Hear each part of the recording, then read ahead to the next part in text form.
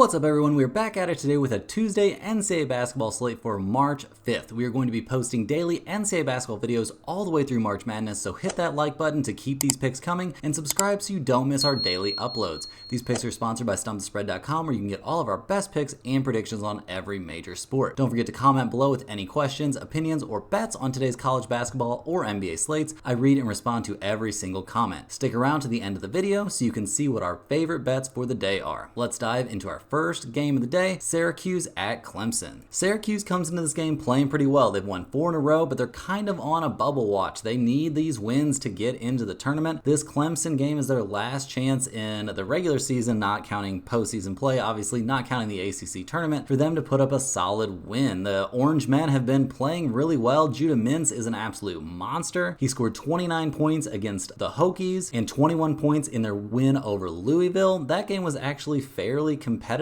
but eventually we saw the Orange come away with a solid 6-point win. This team struggles a little bit on the boards. Their offensive production, though, is very, very good. Their defense can be a little bit suspect. It's not exactly something we're looking to write home about, but this team has done relatively well in ACC play. They're sitting with an 11-8 record in that conference play overall. They did lose earlier this season to Clemson at home. They lost 77-68, so that's a little bit concerning. Clemson, we see coming into this game fresh off a loss at Notre Dame. Not a good loss at all. Not what you're looking to do at this point in the season. Clemson has some big statement wins already. They took down North Carolina, so that was a big one. Pretty much this team already has their ticket punched to the big dance. They don't have too much to worry about. PJ Hall is putting up 18.5 points per game. That's pretty solid. This team is good offensively. They're very good. They're putting up over 77 points per game, which is respectable. They did not look that good against Notre Dame. Their game before that, they didn't look that great in a very close win over Pitt. They didn't exactly blow out Florida State. They did go on the road and get a blowout win over Georgia Tech, but that's not something we're going to throw them a parade about. This team has not really impressed me. They haven't been that great at home this season, going only 7-7-1 against the spread at home. Syracuse has not been great against the spread on the road, but they are getting a ton of points in this one. We're going to take the Orange men to at least keep things close. 9.5 points is too many in this one for me. Give me Syracuse in this one. Next up, we're heading to Conference USA. We're looking at the Liberty Flames going on the road to take on the Middle Tennessee Blue Raiders. Liberty comes into this game only 6-8 in conference play. They haven't been looking that good down the stretch. They've lost 3 of their last 4. Things just have not been trending in the right direction. You want to be peaking this time of the year, about to go into conference tournaments and stuff like that. This is your chance to make it into postseason play. They're going to have a hard time, though. They don't have very much offense.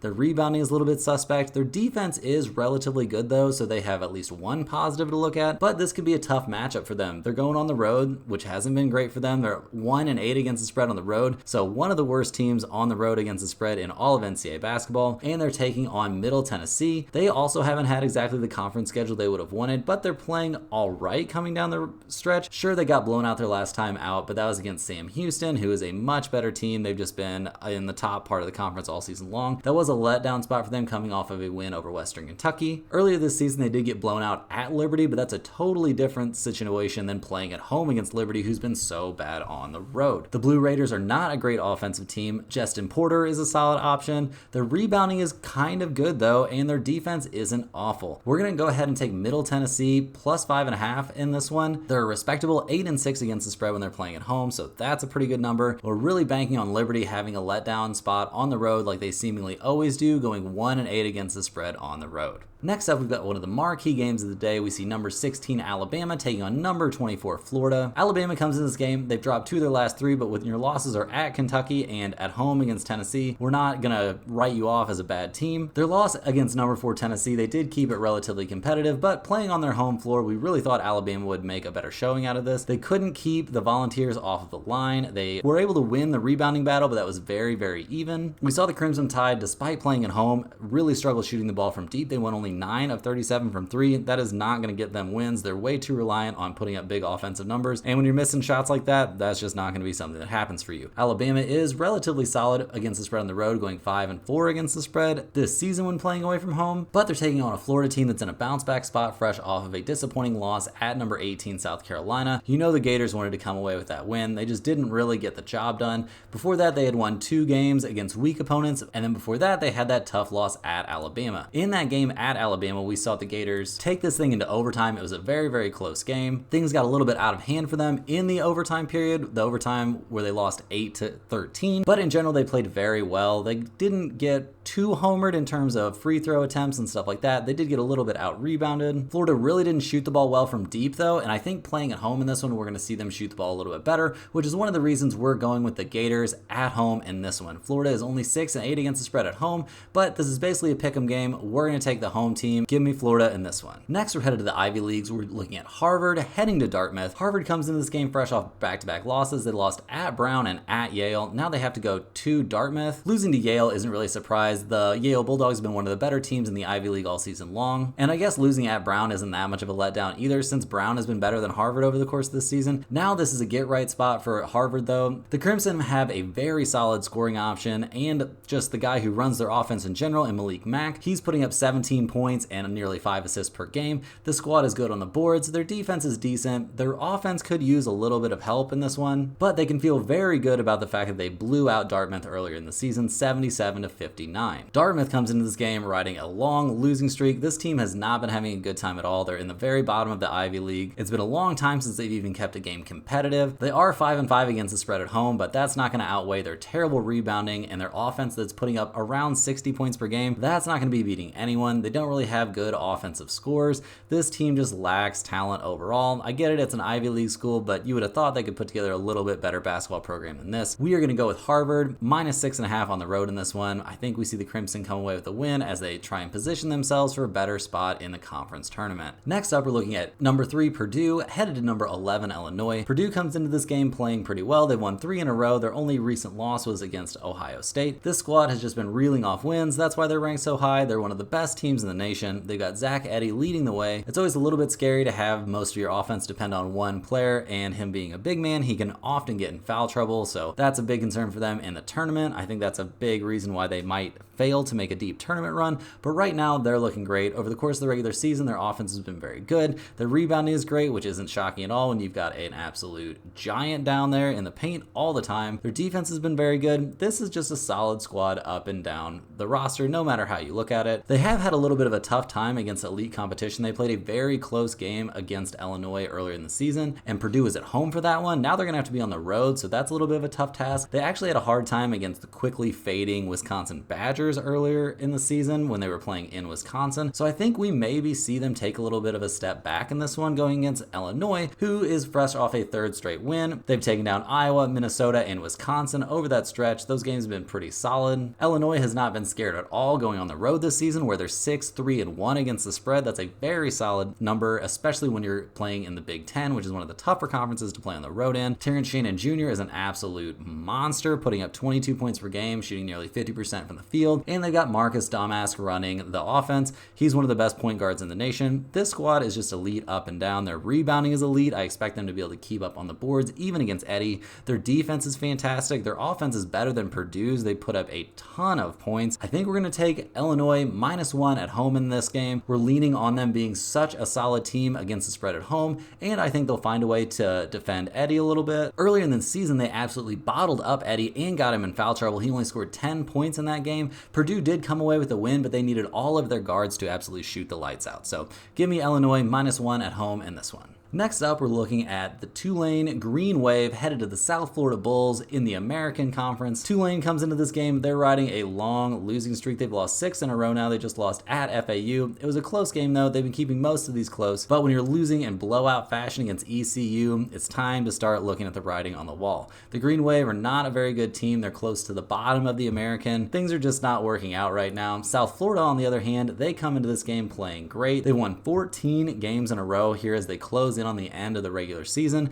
They've already locked up the conference championship in terms of the regular season crown in the American. They've shown they're the best team in that conference. They play very solid defense. Their rebounding is good. Their offensive numbers aren't exactly something to write home about, but they don't play at like a frenetic pace. This team is just very, very good up and down the roster. They're a startling 12-3-1 against the spread playing at home. This is only a 7.5 point spread here. I think we have to go with South Florida in this one. It makes me a little nervous that they're not really playing for much in this game, but I think even if we get their B effort, they're going to get a blowout win by easy double figures in this one, so give us South Florida Bulls -7.5. Next up, we're headed to the Big 12. We're looking at Texas Tech against Oklahoma State. Texas Tech comes into this game fresh off a solid win at West Virginia, but we're not going to throw them a parade about beating one of the worst teams in the conference. Before that, they'd lost back-to-back games, losing at home to Texas and at UCF. Texas Tech has faded here down the stretch. Things are not looking great for that team. They do have some solid pieces. Pop Isaacs is a good player, but his inefficient shooting is holding him back. Their offensive production just isn't great, and their rebounding is a big problem. Oklahoma State comes into this game fresh off a third straight loss. They lost to Oklahoma in a 2-point game. They lost to UCF in a very close game, and then they just got blown out at Texas. This squad has been hard to figure out. They've been a little bit all over the place this season. They went on a very, very solid little spurt there for a bit, which looked like they were just going to charge up the standings in the Big 12, but that has eventually come to a close.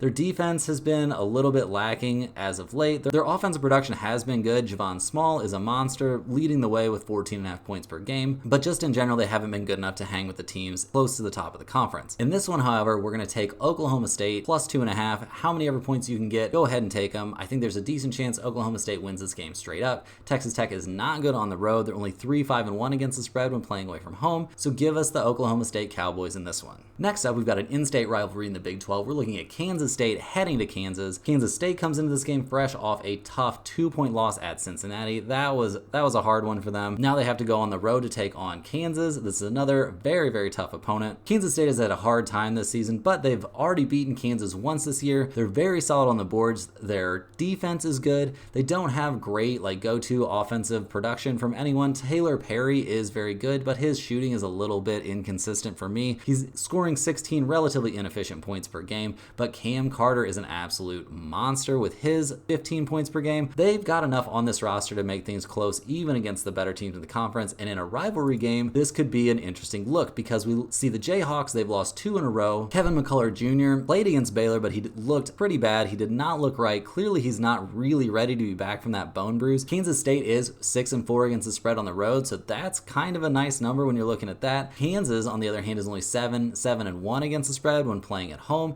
and they're banged up for this game. Guys, we're going to go with Kansas State and the points. I can't believe they're getting 10 points here. I think we definitely have to take that. It's a little bit scary. Maybe the books are begging us to take this one, but if they are, they've got me on the hook. I'm on Kansas State and the points in this one. Next up, we're looking at San Diego State heading to UNLV. We're out here in the Mountain West Conference now. This has been one of the more exciting conferences in college basketball this season. The Aztecs come into this game fresh off of back-to-back wins, but their wins are over Fresno State and San Jose State. The San Jose State game was actually kind of close, which is a little bit embarrassing. San Diego State has been inconsistent this year. Going on the road is a big concern for them. They're only 3-9 against the spread on the road. Their defense is very good. Maybe they're tightening up here. Maybe they're going to play better down the stretch. They better get things right before the conference tournament, though, because they need to show out if they want to get a respectable NCAA bid. UNLV still has work to do if they're going to make the NCAA tournament. They've won their last 4 in a row, including a win over number 22 Colorado State. They won at Wyoming, which is a fairly solid win, and they blew out San Jose State. The Rebels have been great against the spread playing at home, going 8-4. Their rebounding numbers are not very good, but their defense is good as well. Their offense is pretty solid. Definitely good enough to keep up with San Diego State as long as UNLV doesn't get overwhelmed by that defense. We see the Rebels getting 3 points in this one. I think we're going to take the home team getting the points. UNLV is way too good against the spread at home, going 8-4 against the spread this season at home. Like I said, we're taking the Rebels and the points at home in this one. Last but not least, we're staying in the Mountain West. We're looking at the Nevada Wolfpack headed to Boise State. Nevada comes into this game fresh off a 5th straight win. During that stretch, they did win at UNLV and at Colorado State, but both of those games were very, very close. The Wolfpack is not a great rebounding team, but their defense is very, very good. They have a solid offensive go-to player in Jared Lucas. He's scoring almost 18 points per game, and he's shooting over 40% from the field, so he's not too inefficient. Keenan Blackshear is probably going to be out for this game. He might play, it's not confirmed, but how effective is he going to be if he is out there on the court? We just saw McCullough Jr. for Kansas have a very hard time in his game back, so we're kind of expecting Keenan Blackshear to have a less than stellar performance as he deals with an injury.